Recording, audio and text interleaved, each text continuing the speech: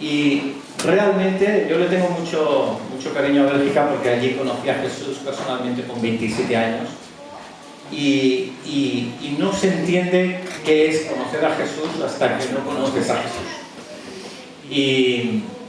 Y si tú no conoces a Jesús, simplemente te quiero decir que intentes olvidar todo lo que te han enseñado de Él o todo lo que has aprendido de cualquier tipo de iglesia, porque seguramente tienes algo formado que no corresponde a la realidad. Pero si te tienes que quedar con algo, quédate con esto. Que Dios mismo envió a Dios mismo, siendo Jesús, a esta tierra, que vino para vivir unos años, aproximadamente del año 0 al año 33, que trajo un mensaje que es un deseo que tiene en el corazón de que las cosas que pasan en el cielo pasen también en la tierra. Nosotros nos gozamos de ello, ¿verdad? Cuando hay paz, cuando hay alegría, son cosas que disfrutamos, es porque son cosas del cielo. Y vino a morir a la cruz porque había una separación entre nosotros y Él a través por causa de nuestro pecado, de hacer las cosas por nuestra cuenta. Pero Él estableció un puente que permite tener una relación directa con Dios. Y una relación directa que no es a través de nuestros familiares. Dios no tiene nietos, no es que como mi padre o mi madre van a la iglesia, yo ya estoy bendecido, no es eso. Que sí que te bendice, pero no es una salvación directa, sino que es una salvación personal. Y cuando uno se presenta delante de Jesús, porque si te fijas, mi padre y mi madre nos ha conocido antes de nacer, ¿verdad? Pero Dios sí, Dios nos diseñó tal como somos, ¿verdad? Y si nosotros nos ponemos delante de Jesús y le decimos, Jesús, yo te quiero conocer, perdona todo mi pecado, reconozco que tú viniste a morir en esa cruz, porque Jesús ciertamente vino a esa cruz a morir y llevar encima algo que no le correspondía, que era el pecado. ¿Qué pecado si era Dios? Pues el nuestro, porque Él no podía llevar el suyo. Entonces, si nosotros hacemos eso, es decir, Jesús, yo te quiero conocer, perdóname por mi pecado, gracias por morir por Él, dame salvación, te quiero experimentar. Si eso lo haces de todo corazón, el Espíritu Santo de Dios vendrá a morar a ti y pasarás de muerte espiritual a vida espiritual. ¿Qué significa eso? Significa que en esta vida viviremos, pero cuando ya vayamos a dormir al sepulcro, tendremos una vida eterna en el cielo con Él. Y no estaremos en un lugar muy frío lejos de Él. Significa que en esta vida de pronto tendrá un propósito y un sentido, porque sabemos de dónde viene y quién nos ampara. Tendremos siempre respuesta a todo, porque Jesús la tiene y porque Dios nos transmite de su amor. Y si no tenemos respuestas, sabemos, confiamos que Él las tiene. Así que despiértate. Sí que es verdad que la salvación no la podemos provocar.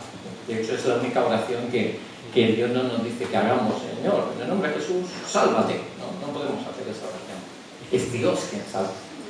Pero también es salva a esa casa de paz, es decir, a ese corazón que está dispuesto, que busca, que no se satisface con las cosas de este mundo.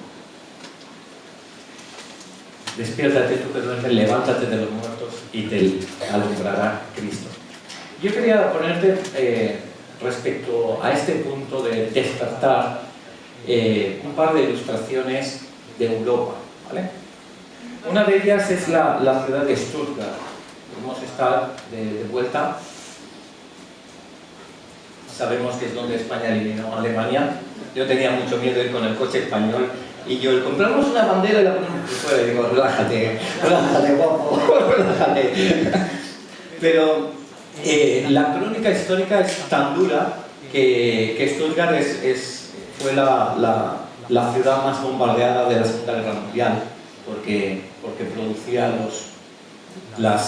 los motores de la aviación alemana, y quedó totalmente desolada. Algo que nos sorprendió es que cuando llegamos todo era muy nuevo, ¿no? Pero fue ahora está así. Fue un choque ver una ciudad tan nueva y era precisamente por eso. Pero solo te quiero transmitir la capacidad que Dios ha dado al ser humano de reponerse. ¿Sí? Mira qué palacio más bonito, ¿vale? Este es el castillo nuevo. Es precioso. Y realmente puedes imaginar, no sé, en qué fecha podría estar construido, ¿verdad? Siglo XVI, siglo XVII. Pues estuvo construido en los años 60, reconstruido porque la guerra lo destruyó todo y lo quisieron reconstruir tal como era antes. Es la capacidad de tener una esperanza, y hablo de algo humano, pero es verdad que hablamos a veces de la gracia común, es decir, como Dios también transmite cosas a los seres humanos, esa capacidad de restauración, porque hay una esperanza de algo más. En la rambla principal de Stuttgart encontramos a un grupo, ese stand de ahí, es de folletos evangélicos, y el chico de la derecha pues había repartido folletos, y este chico estaba recogiendo más en diferentes idiomas. Y bueno, nos acercamos al puesto y estaban hablando de Jesús. La verdad es que en el viaje hemos visto librerías evangélicas o puntos así. Y es precioso como ver que, aparte de ser reconstruida la ciudad físicamente, también espiritualmente, ¿no? Se va reconstruyendo. Fue muy bueno porque yo intenté hablar con ellos y no hablaba mucho inglés, y en inglés les dije si la gente estaba abierta aquí. Y entonces me respondieron algo así como Hi, Simba, Hi, Simba. Y bueno, ya sabéis lo que he dicho. Y entonces yo... Very well. God bless you. God bless you. Y todos se quedaron así. Por fin, ¿sabes? O sea, no había más, ¿no? Pero qué bonito cuando se enteraron que yo era cristiano, me dieron un folleto ahí en castellano también que tenían ahí para que lo viera. Y es bonito ver la iglesia. De hecho, hace 2 semanas también, los domingos, aquí habían como en la esquina, ¿no? de la calle como 20 y tantas personas también transmitiendo del Evangelio en ese tipo de oración y de outside. Otro ejemplo que te quería mostrar es que en Ginebra, en Suiza, hay unos monumentos grandes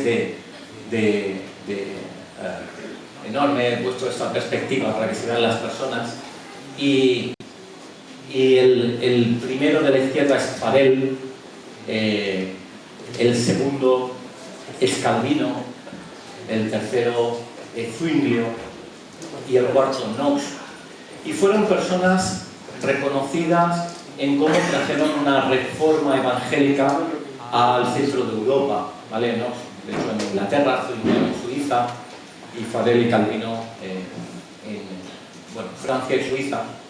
Y fue muy curioso porque Calvino predicaba el Evangelio, estamos hablando de avivamiento, fíjate que avivamiento, predicaba el Evangelio en Francia, pero el Evangelio fue perseguido. Y uno pues puede derrotarse o decir, bueno, pues no creo en Dios y seguir viviendo, o puede hacer muchas cosas, pero él mantuvo su fe y al final buscó un lugar de refugio que fue Suiza. Cuando llegó a Suiza no dijo, bueno, pues aquí me quedo y a comer y a beber y Dios dirá, sino que siguió con su fervor de extender el Evangelio. Y es curioso cuando a veces hablamos a una persona y no responde de Dios, pero igual la otra persona que está mucho más abierta, que es Casa de Paz, de pronto se abre y dice, no tenemos que forzar a Francia, no es el momento de Francia, pero Dios abrió puerta en Suiza, y resulta que él comenzó a construir una especie de ciudad de Dios, es decir, tenía su iglesia, tenía la universidad, tenía personas y familias que se iban componiendo, como se iban reuniendo pues, en las casas y en la iglesia para compartir de Dios, y una parte de Ginebra, pues se ve la parte antigua, como el casco antiguo, esta es la iglesia, y dentro de la iglesia, bueno, una litografía de Calvino predicando, y el púlpito es este de aquí, de hecho allí detrás pues está la silla de Calvino, y yo la toqué por si se pega algo.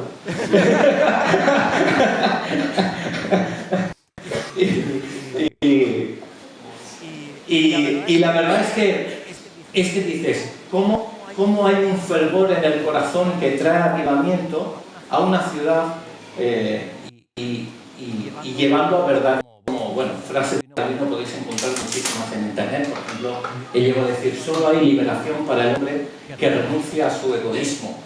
Interesante, ¿eh? Solo hay liberación para el hombre. Estamos hablando de despertar, de salir de los muertos, de tener vida. Solo hay liberación para el hombre que renuncia a su egoísmo y cuya única meta es agradar al Señor y hacer lo que es bueno delante de sus ojos. Rompedor, ¿no? Que la única meta sea agradar al Señor y que sea bueno lo que hacemos delante de sus ojos. Y cuando hablábamos de ese egoísmo, egoísmo es como la filosofía hacia el ego, hacia el yo, ¿no? El egoísmo. Pero pensaba en el Espíritu Santo, que en hebreo es neuma, pues el neumatismo sería como buscar del Espíritu Santo.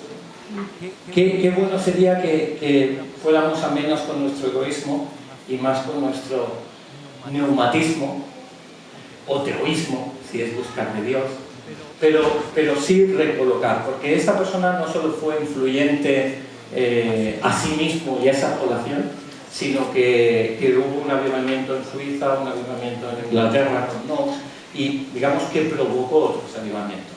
Y hoy en día pues, son conocidos los libros de él y un poco como... Y me pareció muy curioso ver una placa en esa población, y ya es la última de las imágenes y vamos a texto, y una placa de un autor que a mí me encantaba cuando yo era joven, que es José Luis Borges. Es súper creativo, es simpático por su creatividad y habla del costumbrismo, es latinoamericano y él es un escritor realmente sorprendente y reconocido, y me pareció muy curioso que escribiera una frase como esta. Dice, de todas las ciudades del mundo, de todas las patrias íntimas, dice que un hombre busca merecer, como que de todo lo que puedas buscar en el mundo por mar, dice, y continúa diciendo, a lo largo de todos sus viajes, es decir, por más que busques en todos los lugares, dice, Génova me parece la más propicia, Ginebra, perdón. Ginebra me parece la más propicia para el hombre feliz, para el hombre de buena voluntad, para el hombre. Y me parecía muy interesante como un hombre como Borges, que había visitado tantos lugares, y no me consta si era cristiano o no, pero él podía percibir que era un lugar de paz. De hecho, cuando vas a Suiza, notas que todos mantienen la fila, no se cuelan, y son muy, muy cívicos. Realmente tenemos una cultura europea, o sea, una cultura que está basada en valores europeos y que realmente es lo que son los cimientos de una sociedad. Y simplemente...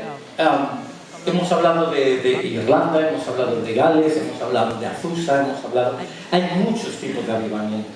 Y avivar es dar a conocer el Evangelio, y es promoverlo, y es dar la vida por él, y va a dar una semilla continuada para hacer crecer de Dios.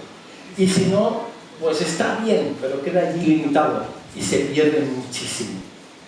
Muchísimo. Y realmente sobre todo se pierde el valor para el que Dios nos llamó. Y en este despertar, Dios ponía en mi corazón un texto de un hombre que también buscaba un avivamiento cuando estaba en momentos de dificultad. Este hombre era Ezequiel. Ezequiel fue un hombre judío, joven, juntamente con Daniel, con Jeremías, que cuando el pueblo de Israel hizo tantas cosas que a Dios no le gustó, que adoraban a otros ídolos, que se olvidaban de las fiestas de Dios, etcétera, etcétera, pues hicieron su vida. Sería ahora como una Europa, ¿no? En muchos sectores como hacen su vida. Pues hicieron su vida de tal forma que Dios no lo pudo contener más, que Jerusalén y que el territorio estuviera de esa manera por era por personas que han dado su corazón inicialmente a Dios y ahora no lo cumplían, que permitió que un pueblo babilónico pues arrasara esa ciudad y deportara a muchas personas a su tierra, a Babilonia, y con ellos a Ezequiel. Y tú imagínate un chico joven deportado a una tierra por un pueblo hostil que te lleva lejos de tu tierra y lejos de tus amigos y lejos de tus casas y de tu cultura. Y desde allí hubo un toque de esperanza que Dios trajo a Ezequiel. Y Dios le hizo en visiones ir a Jerusalén y visualizar una realidad. Y ese es el texto que encontramos en Ezequiel capítulo 37, ¿vale? Para informarte, tengo 5 diapositivas con un texto similar y simplemente quiero resaltar uno de los conceptos que te pongo en azul encima, ¿de acuerdo? Y el primer concepto que quiero, en el que nos pudiéramos enfocar, es que el Espíritu Santo es quien tiene la iniciativa. No podemos juzgar de, bueno, es que esto es así, esto es así. Sí que es verdad que nosotros abrimos nuestro corazón, nos disponemos, pero es el Espíritu Santo el que responde o el que hace las cosas, ¿sí? Fíjate lo que dice: la mano del Señor vino sobre mí, dice Ezequiel, y me llevó en el Espíritu del Señor y me puso en medio de un valle que estaba lleno de huesos. Y me hizo pasar cerca de ellos por todo el derredor, y aquí que eran muchísimos sobre la faz del campo, y por cierto, secos en gran manera. Es decir, Dios toma y lleva a visualizar esa realidad a Ezequiel. Ezequiel ya tenía un deseo de Dios, y ese sí que es bueno que tengamos esa iniciativa. Una búsqueda de Dios, y esa es buena. Pero es Dios el que va a responder a eso. Y Dios va a responder en iniciativa de esta manera. Y quiero contextualizarlo a los ejemplos que hemos dado, ¿no? Cuánta guerra hay o ha habido, y Dios tiene pues una promesa de futuro de Jesús viniendo a gobernar la tierra, o como el caso de Calvino y sus compañeros, como han llevado el Evangelio tan profundamente que todavía hay tantas iglesias que funcionan llevando la verdad. Y yo te lo contextualizo más a tu situación personal, si cabe. Es decir, ¿qué situación hay a tu alrededor que parezca un valle de huesos muertos? Igual dices, es que esto ya no hay esperanza de que cambie. Quizás la relación con tus padres, quizás la relación marital, quizás la relación con los hijos, quizás la situación laboral, quizás la situación económica, quizás la situación a nivel de salud, quizás la situación a nivel de corazón o de culpabilidad o de temores. ¿Qué valle de huesos hay que dices, esto no hay quien lo cambie? Quizás estás conviviendo con una persona no creyente y dices, esto es un imposible. Y Dios nos anima a tener esperanza, pero primero nos enseña la situación. Continúa el pasaje diciendo, y me dijo, hijo de hombre, ¿vivirán estos huesos? Curioso, ¿no? Dios le pregunta a Ezequiel, ¿y vivirán estos huesos? Y dije, Señor Jesús, tú lo sabes. Me dijo entonces, profetiza sobre estos huesos y diles, huesos secos, oíd palabra del Señor. Así ha dicho el Señor a estos huesos, he aquí yo hago entrar espíritu en vosotros y viviréis. Y pondré tendones sobre vosotros y haré subir sobre vosotros carne y os cubriré de piel y pondré en vosotros espíritu y viviréis y sabréis que yo soy el Señor. El Espíritu Santo invita a esperar lo inesperado. Le está diciendo, vale, profetiza con esos huesos. ¿Acaso van a vivir estos huesos? Le dice Dios. Dice, bueno, solo tú sabes, Dios. Solo tú. Y yo te lo pregunto a ti. quizás de esa situación complicada que tú estás visualizando en ti o en tu entorno o en otro contexto, ¿realmente va a revivir eso? Yo no estoy transmitiendo una esperanza gratuita, es decir, bueno, pues quizás sé por fe que mi marido pues creerá, o no lo sabemos. Sé por fe que mis hijos no lo sabemos. Pero sí es bueno hacer la pregunta a Dios y decir, Señor, dime si mi marido va a volver a Dios. Dime si mis hijos van a volver a Dios.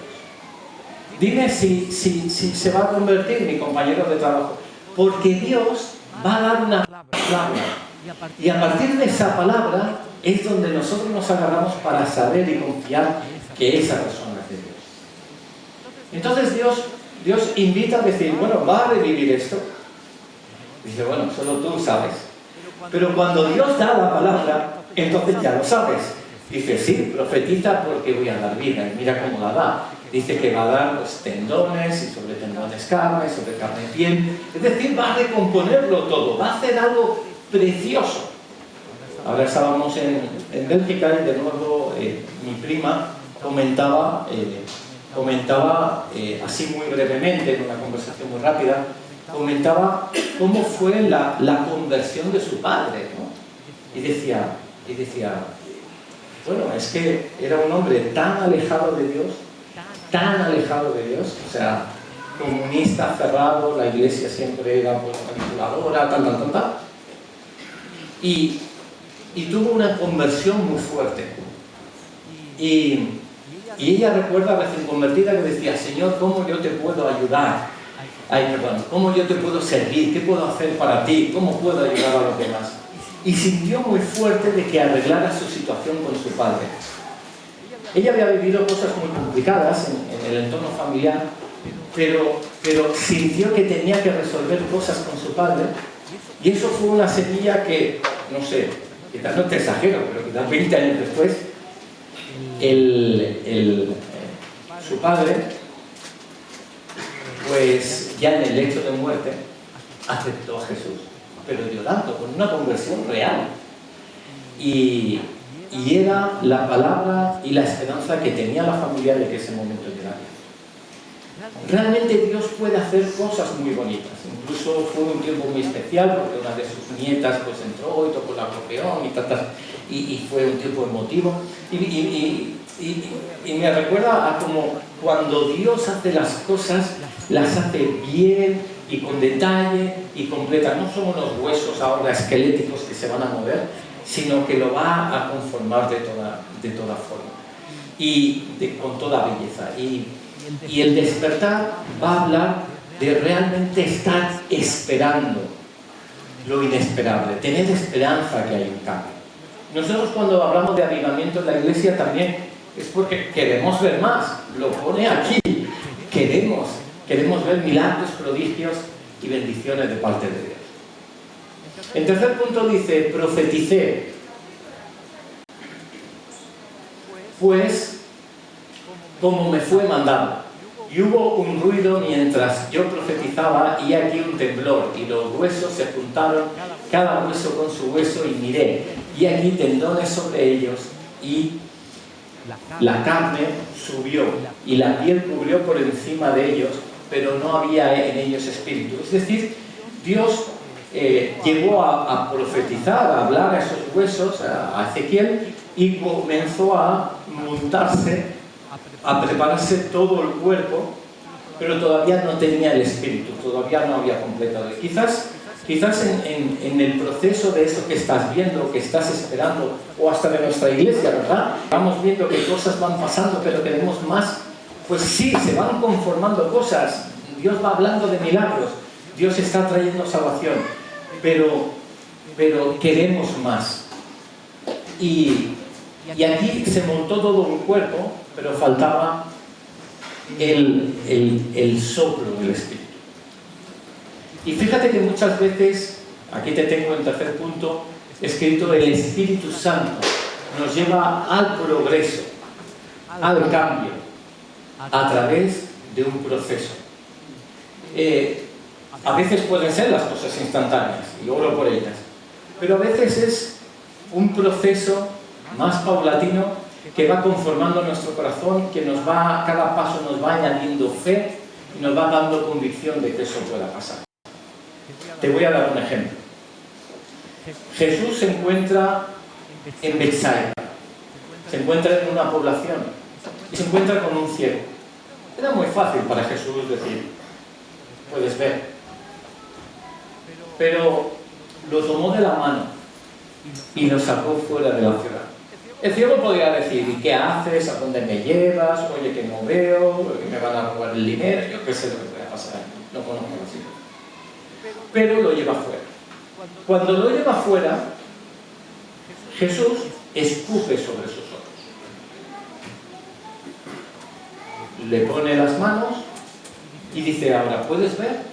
Y dice, veo hombres como árboles, pero como que parece que andan. Y entonces Jesús vuelve a orar y al final les sanaba la vista, totalmente. Fíjate que ha sido todo un proceso que Jesús no necesitaba, porque Dios es Dios, pero sí que lo necesitaba el ciego para ir aumentando su fe de, vale, confío en ti, me estás llevando fuera, algo bueno seguramente pasa. Luego le escupe, vale, esperamos. Luego, ora por él, veo los hombres como árboles. Bueno, gracias a Dios, ahora con una gafa me arreglo ya, ¿no? Pues no, siguió esperando hasta que la sanidad fue completa. Entonces, Dios nos invita a esperar lo inesperable, pero además con un cumplimiento perfecto.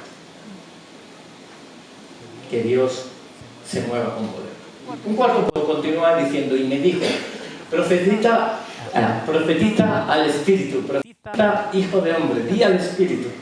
Así ha dicho el Señor, Espíritu, ven de los cuatro vientos y sopla sobre estos muertos y vivirán. Es un texto muy interesante porque se está orando no al Padre ni al Hijo, al Espíritu Santo. Se habla al Espíritu Santo. Y dice Ezequiel, Espíritu, ven de los cuatro vientos y sopla sobre estos muertos y vivirán. Era necesario neuma, era necesario el Espíritu Santo de Dios. Cuando Dios quiso hacer el hombre, a Adán, lo formó de la tierra y fue creándolo y estaba allí muy bonito, ¿sabes? Pero no era nada, era una vasija de barro. Hasta que no sopló aliento de vida, no fue transformado. Y Dios quiere traer vida y vida espiritual. A veces podemos ver momentos que dice, es que tengo un bloqueo en los estudios que de aquí no salgo. Y es que a veces tiene que ser algo espiritual que sucede, como le pasó a mi prima con su padre, es decir, algo espiritual que se rompiera para que se abriera un canal de salvación. O en un matrimonio que diga, bueno, por más que movamos las piezas, esto tiene que ser el Espíritu Santo que haga porque esto no es un taller del psicólogo, esto va más allá, es algo espiritual. O una culpa en el corazón, o un resentimiento, o un sentimiento de inferioridad, o quizás de supremacía. Y es el Espíritu. Y Dios, el Espíritu Santo, recibe nuestras peticiones. Fíjate que está atento a que le digamos. Y la experiencia avala lo que dice la palabra, avala. Y cuando uno se sienta en un bloqueo, te invito porque tienes el poder delante de Dios para decir, Espíritu Santo, quítame este sentimiento de culpa. Espíritu Santo, te entrego mi pecado. Espíritu Santo, te entrego esa fijación por ese hijo perdido. Te lo entrego. Quiero vivir en paz, pero dame una palabra, dime algo. Quiero andar y confiar sabiendo lo que vas a hacer. Te entrego, Señor, pues hasta mi carácter, o ese egoísmo que hablaba Calvino, te lo entrego, no quiero ser más yo. Hasta Pablo decía, es que lo que no quiero hacer eso hago y lo que quiero hacer eso no hago. Qué desastre de mí, ¿no? Pero te lo entrego. Y el Espíritu Santo obra con poder. obra con poder, incluso una enfermedad, incluso o un estado. ¿Tú te has fijado que a veces hay como etapas en tu vida que se repite una cosa? Que dice, no sabes por qué ahora está enfermo luego el hijo, luego el sobrino, luego no sé qué, dice. Y que hay un periodo como un bache que no sales de ahí. O quizás económico, ahora esa pérdida, ahora el trabajo, ahora lo otro, ahora... Dice, y dices, esto ya empieza a ser raro. O disensión, hay enfados por aquí, enfados por allá. ¿Qué está pasando? Y puede que haya algo espiritual y es muy bueno preguntar a Dios, ¿para qué está sucediendo esto? Señor, ¿qué me quieres enseñar? Porque si no nos enseña, puede que luego nos encontremos en la misma situación otra vez para superar esa prueba. Pero qué bueno es decir, Señor, de hecho yo ahora con la clavícula y estuve por Portugal enfermo y ahora he venido un poco así, digo, no es normal, yo siempre he estado saludable, no es normal. Y rechazo este estado de ahora estoy medio enfermo, medio cansado, ¿esto qué es? No estoy acostumbrado. Y lo rechazo porque el Dios del cielo es un Dios de salud y nos quiere con energía para desarrollar su obra. Y acabo. El Espíritu Santo trae vida. ¿Vale? Y después de este momento, pues si queréis tenemos un tiempo de adoración extendida y podemos quitar esta silla de aquí en medio, podemos tener un tiempo bonito. Dice, y profeticé como me había mandado, y entró espíritu en ellos, y vivieron, y estuvieron sobre sus pies un ejército grande en extremo. Fíjate que de un conjunto de huesos se convirtió en un conjunto de hombres y mujeres y niños, pero no solo fue una población, sino que fue un ejército. ¿Qué diferencia existe entre una población y un ejército? Que la población vive, pero el ejército vive con propósito. Y Dios nos trae vida para tener propósito. Así que vamos a clamar al cielo.